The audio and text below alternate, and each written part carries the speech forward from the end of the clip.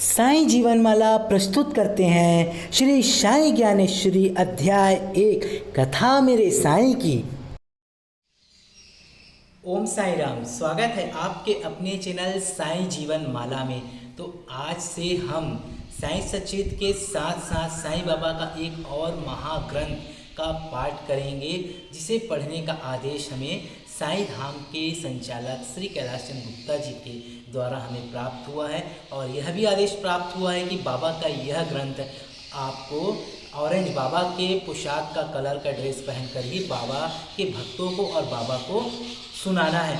तो यह ग्रंथ का पढ़ने का उद्देश्य सिर्फ यही है कि संसार में आ रही इस कोरोना महामारी जो बहुत ही विनाशकारी है और बहुत लोग इससे प्रभावित हो चुके हैं और हो रहे हैं, इसका जल्द से जल्द खात्मा किया जाए और जल्द से जल्द इसे बाबा खत्म करके सुख शांति और समृद्धि के दिन लाए। इन्हीं आशाओं के साथ और इन्हीं उद्देश्य की प्राप्ति के लिए हम श्री साईं बाबा सेवा आश्रम करगी रोड कोटा, जिला बिलासपुर, छत्तीसगढ़ में स्थापित साईं बाबा का हूबहू शिरडी धाम करगी रोड कोटा में बाबा की द्वारका माई में बैठकर शिरडी के साईनाथ महाराज को यह कथा, यह ग्रंथ का महापाठ सुनाने जा रहे हैं। प्रतिदिन एक अध्याय पढ़ने का हमने प्रण लिया है। आगे बाबा का आदेश जैसा होगा, हम प्रतिदिन आप लोगों के लिए और भी अधिक से अधिक ग्रंथ का पठन और मनन करने के लिए, प्रार्थना करने के लिए आप लोगों को प्रेरित करेंगे, ताकि आप सभी भी इस महाग्रंथ के पाठ में जुड़कर पुण्य के भागीदार बने और साथ ही संसार में आ रही परेशानियों को दूर करने में आप भी अपनी सहभागिता निभाएं। तो आज से हम जो आपको ग्रंथ बता रहे हैं उसका नाम है श्री साईं ज्ञानेश्वरी। जी हाँ, आप इसे ध्यान से देखिए, श्री साईं ज्ञानेश्वरी। ये दासगणु महाराज के काव्य पर आधारित है। इसका हम पाठ प्रारंभ करने जा रहे हैं। प्रारंभ करने से पहले हम सभी मिलकर बाबा से प्रार्थना करते हैं। चलिए आप भी हाथ जोड़ लीजिए। हे शिरडी के साईनाथ महाराज, मैं आज से आपके इस महाग्रंथ श्री साईं ज्ञानेश्वरी का पाठ श्रवण करने जा रहा हूँ और मैं पठन करने जा रहा हूँ। तो आप आदेश करें बाबा कि यह ग्रंथ को मैं अच्छी लगन, सच्ची लगन और भक्ति के साथ आपको सुना सकूं। बाबा मेरे द्वारा जो भी गलती हो बाबा उसे क्षमा कीजिएगा बाबा। और साईनाथ महाराज, संसार में आ रही इस महामारी से सभी को सुखी करें बाबा और इस महामारी का अंत करें बाबा। जैसे आपने गेहूं में आटा पीसकर हैजा के रोग को शिरडी से भगाया था बाबा, वैसा ही कोई चमत्कार दिखाएं बाबा। हमारी प्रार्थना, हमारी पुकार सुने बाबा। और मैं सच्ची लगन, सच्ची अंतरात्मा से आपका यह महाग्रंथ आपको समर्पित करने जा रहा हूँ बाबा। इसे स्वीकार करो बाबा, इसे स्वीकार करो बाबा। अनंत कोटि ब्रह्मांड नायक, राजाधिराज योगी राज, परम ब्रह्म श्री सच्चिदानंद सद्गुरु श्री साईनाथ महाराज की जय। तो चलिए, साईं सच्चिद के अनुसार यह भी बना हुआ है साईं ज्ञानेश्वरी। इसका पठन प्रारंभ करते हैं। बोलिए अनंत कोटि ब्रह्मांड नायक, राजाधिराज योगी राज, परम ब्रह्म श्री सच्चिदानंद सद्गुरु श्री साईनाथ महाराज की जय। इस ग्रंथ को दासगणु महाराज पे समर्पित है ये और इसे लिखा गया है। तो चलिए शुरुआत करते हैं। दासगणु महाराज के बारे में आगे हम आपको बता देते हैं। श्री साईं के प्रथम प्रचारक दासगणु थे, जिन्होंने साईं भक्ति को एक ठोस धरातल प्रदान किया। दासगणु महाराज ने श्री साईं की कीर्ति में मराठी भाषा में ओवी छंद में जो काव्य लिखा वह मात्रा में भले ही कम हो, परंतु गागर में विशाल सागर की तरह है। वह अत्यंत प्रभावी, महत्वपूर्ण एवं साईं के तत्व ज्ञान से परिपूर्ण है। उसमें गे काव्य का उत्कर्ष एवं प्रसाद गुण का वैशिष्ट्य सर्वोच्च शिखर पर है। श्री साईनाथ महाराज स्तवन मंजरी में उन्होंने श्री साईं का ईश्वर के रूप में स्वीकार किया। इस पुस्तक में साईं भक्ति का चरम उत्कर्ष है, जो अन्यत्र दुर्लभ है।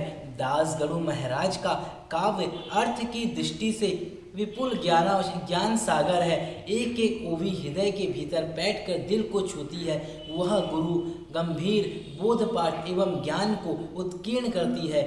दासगणु के एक एक शब्द स्वर के ताल पर थिरकते हैं और जन जन के कंठों का श्रृंगार बन गए हैं। इनका काव्य शांत, करुण एवं भक्ति रस की निष्पत्ति करता है। दासगणु की काव्य धारा समाज के हर वर्ग के लोगों को प्रभावित करती है और सभी को साईं भक्ति के पावन अमृत से सरोवर कर देती है। दास गणों का काव्य नैसर्गिक एवं मनोहरी है, जो सामाजिक जीवन के नीति बोध प्रदान करता है। श्री साईं की कृपा से दास गणु महाराज ने लौकिक धरातल पर अलौकिक व्यंग की रचना की है। यह वह साहित्य है जो भक्ति के पवित्र मंदिर में आदर के साथ रखने योग्य हैं। श्री साईं ज्ञानेश्वरी दास गणु के अनमोल काव्य का भाषांतरण, भावानुवाद एवं उसका संयोजन है। अब ईश वंदना कर लेते हैं। चूँकि यहाँ पर संस्कृत पे है तो मैं आप लोगों को अभी सिर्फ हिंदी का ही पाठ बता रहा हूँ, हिंदी का ही। ओ गणपति, आप समस्त गणों के प्रथम ईश हैं, आपको सभी प्रणाम करते हैं और मैं भी प्रणाम करता हूँ और देव कहते हैं। श्री गणेश कहते हैं, सभी शास्त्रों में सर्वप्रथम आपको याद करते हैं, आपकी वंदना करते हैं। आप भगवान शिव के दिव्य ललाट पर चंद्रमा की तरह विराजमान एवं सुशोभित हैं। आप मंगलकारी हैं। मैं सर्वप्रथम आपकी वंदना करता हूँ। ओ माँ शारदे, आप वाणी और स्वर की देवी हैं। आप शब्दों की सृष्टि करती हैं। आपके अस्तित्व से ही मौन संसार मुखर होता है और उससे संसार का व्यवहार संचालित होता है। आप मेरे मानस में शब्दों का संचार करें। मैं आपके चरण कमलों की वंदना करता हूँ। हे साईनाथ, आप इस जगत के सूत्रधार हैं। आप संपूर्ण जगत में सर्वत्र व्याप्त हैं। आप समस्त शास्त्रों के विचार हैं। आप सभी ग्रंथों में ज्ञान के रूप में विराजमान हैं। आप अपने स्वरूप की एक झलक दिखाकर मुझे भी उपकृत करें, ताकि आपके गुणों का कुछ गुणगान मैं भी कर सकूं। मैं आपकी विनम्र वंदना करता हूँ। हे साईनाथ, आपके चरणों की वंदना करते हुए स्तोत्र लेखन प्रारंभ कर रहा हूँ। यह आपकी ही रचना है और आप ही मेरी सहायता कर मुझसे अपना यह कार्य पूर्ण करावे। हे साईनाथ, आप नीलकंठ के समान हैं और इस कार्य के अंतराल में कहीं भी समस्याओं का हलाहल अवरोध बनकर सामने आए तो आप नीलकंठ के रूप में उस हलाहल को स्वयं उपशमन करें, ताकि आपका कार्य निर्विघ्न पूर्ण हो सके। साईं बाबा का यह महाग्रंथ हमें श्री राकेश जुनेजा जी के द्वारा प्राप्त हुआ था, जो इसे दास गुरु महाराज के मतलब साईं ज्ञानेश्वरी के लेखक हैं। तो चलिए अब शुरुआत करते हैं प्रथम अध्याय का। श्री साईं ज्ञानेश्वरी सार। प्रथम अध्याय ज्ञान है। ज्ञान वह प्रकाश है जो हमारे व्यवहारिक जीवन को सही दिशा देकर उन्नत करता है और हमारे आध्यात्मिक जीवन को मुक्ति मार्ग की ओर ले जाने के लिए सुदृढ़ पृष्ठभूमि तैयार करता है। इस अध्याय में नाना साहब चंदोरकर एवं श्री साईं का संवाद है। सद्गुरु साईं के परम भक्तों में श्री चंदोरकर विशिष्ट एवं अग्रणी हैं। चंदोरकर ने संसार में रहकर अनुभव किया कि यहाँ तो हर कदम पर दुख है, सुख तो नाम मात्र का भी नहीं है। वे संसारिक मोह माया के जाल में फंसे हुए हैं। उनको संसार सारहीन लगता है। वे संसार की नश्वरता का अनुभव करते हैं।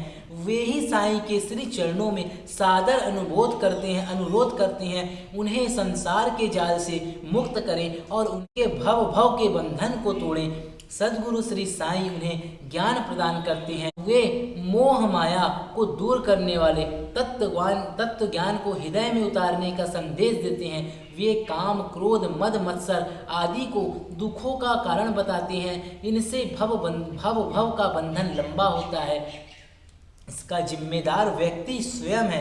मानव जन्म ईश्वर का वरदान है। मानव जीवन पाकर व्यक्ति को प्रयास करना चाहिए कि पूर्व जन्म के संचित कर्म क्षीण हो, परंतु ऐसा वह नहीं कर पाता। इस जन्म में कुछ और नए कर्म बंधन वह जोड़ लेता है और उसका भाव का चक्र और लंबा हो जाता है। निम्न कर्मों के बंधन से वह निम्न योनियों में जन्म लेता है। मोह माया में फंसकर व्यक्ति अपनी स्थिति को अधोगामी दिशा में ले जाता है। माया व्यक्ति के जीवन पटल पर तरह तरह के खेल खेलती तो क्या बड़े बड़े योगियों एवं सन्यासियों को भी भ्रमित एवं विपदगामी कर देती है। कर्मों के अनुसार कर्म फल मिलते हैं। सुख और दुख हमारे कर्म फल हैं। अच्छे कर्मों का उदय होता है तो जीवन में सुख की बहार आती है। बुरे कर्मों का उदय होता है तो जीवन में दुखों की तप्त बयार चलती है। अच्छे और बुरे कर्मों को ज्ञान के द्वारा जाना जा सकता है। अच्छे कर्म करना और बुरे कर्म छोड़ना, यह ज्ञान को जीवन में उतारने से ही संभव है। संचित कर्मों को भोगना ही पड़ता है, इससे कोई छूट नहीं सकता। कर्मफल न्यायाधीश की तरह होता है और वही हमारे कर्मों का फैसला करता है। वही हमारे अगले जन्मों की स्थिति तय करता है। प्रारब्ध के कारण हमारा आगामी जन्म उच्च, मध्यम या निम्न परिवार में होता है। प्रारब्ध के कारण ही उच्च योनि में प्रस्थान या निम्न योनियों में भ्रमण होता है। श्री साईं व्यवहारिक जीवन का ज्ञान भी प्रदान करते हैं। वे समझाते हैं कि दुनिया में अच्छे बुरे लोगों की परख करो, सज्जन एवं साधु जनों को पहचानो एवं उनका सम्मान करो। जीवन अच्छी तरह से चले, इसके लिए पर्याप्त धन अर्जित करो। धन संपत्ति को धूप और छाया की तरह समझो, इसका अहंकार कभी भी ना करो। अपनी सीमा पर खर्च करो। अतिरिक्त धन का उपयोग सत्कार एवं दान में करो। उधार लेकर धर्म संबंधी कार्य एवं तीर्थ यात्रा ना करो। दान देने से पहले दान प्राप्त करने वाले की योग्यता एवं पात्रता देखो। भूखों को भोजन, वस्त्रहीन को वस्त्र दो। अपंग, अनाथ, रोगी, अभावग्रस्त, मेधावी विद्यार्थी, गर्भवती स्त्री, विधवा, मधुकारी से जीवन निर्वाह करने वाले साधु संत दान के सर्वथा उपयुक्त पात्र हैं। श्री साईं आगे कहते हैं कि सत्ता एवं उच्च पदों पर आसीन होकर रिश्वतखोरी ना करो। किसी के साथ अन्याय ना करो। अपने अधीनस्थ लोगों के साथ प्रेम पूर्ण वार्ताव करो। शालीनतापूर्ण वस्त्र पहनो। तुम्हारे भीतर अहंकार पैदा करे ऐसा वस्त्र ना पहनो। यह संसार एक धर्मशाला है। यहाँ हम कुछ समय के लिए आते हैं, ठहरते हैं, अर्थात धर्मशाला के प्रति हमारा मोह कैसा, इस संसार के इस शरीर से हमारा मोह कैसा। संसार में जब तक रहो अपने दायित्वों का निष्ठा से निर्वाह करो। ईश्वर को सदा याद करते रहो, क्योंकि वही हमारा पालन करता है, वही हमें सब कुछ देता है। यहाँ तक कि हमारा जन्म भी उसी की असीम अनुकंपा है। ईश्वर के विराट ऐश्वर्य को जानो, समझो, उसमें आस्था रखो एवं उसकी भक्ति करो। बच्चों को अच्छी तरह पालन पोषण करो, उन्हें अच्छी शिक्षा दो और उन्हें पैरों पर खड़े करो।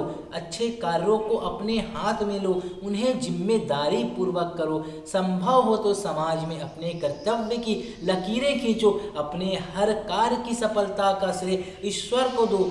स्वयं कर्तापन का भाव मन से ना आने दो। इस संसार में आने वाले को एक दिन इसी दुनिया से जाना है, अतः मृत्यु का मन में भय ना रखो। मृत्यु से पहले मृत्यु का शोक ना मनाओ। मृत्यु भी एक महोत्सव बने ऐसा प्रयास करो। हर स्थिति में समभाव बने रहो। इस अध्याय में श्री साईं ने आध्यात्मिक ज्ञान के साथ साथ जीवन का व्यवहारिक ज्ञान भी प्रदान किया। बोलिए श्री सच्चिदानंद सद्गुरु साईनाथ महाराज की जय। अध्याय प्रथम समाप्त हुआ। कल हम आपको साईं ज्ञानेश्वरी का अध्याय 2 सुनाएंगे। आप लोगों से एक आग्रह करना चाहूँगा, संसार में आने इस विपत्ति को दूर करने के लिए हमने यह महाग्रंथ का पाठ प्रारंभ किया है। तो आप सभी अगर साईं ग्रंथ का इस वीडियो को शुरू करते हैं तो कृपया आखिरी तक जरूर सुने और ऐसा महसूस करें कि आप भी साईं के इस महाग्रंथ के पाठ में सम्मिलित हैं और आप भी साईं बाबा को यह महाग्रंथ सुना रहे हैं। चलिए कल मिलते हैं फिर आगे के अध्याय के साथ। ओम साईं राम। वीडियो ने आपके दिल में थोड़ी भी जगह बनाई हो तो आप हमारे YouTube चैनल साईं जीवन वालों को सब्सक्राइब जरूर करें और बेल आइकन को ऑन करना ना भूलें। तो आप सभी बने रहें साईं जीवन वाला के साथ। तब तक के लिए जय साईं राम।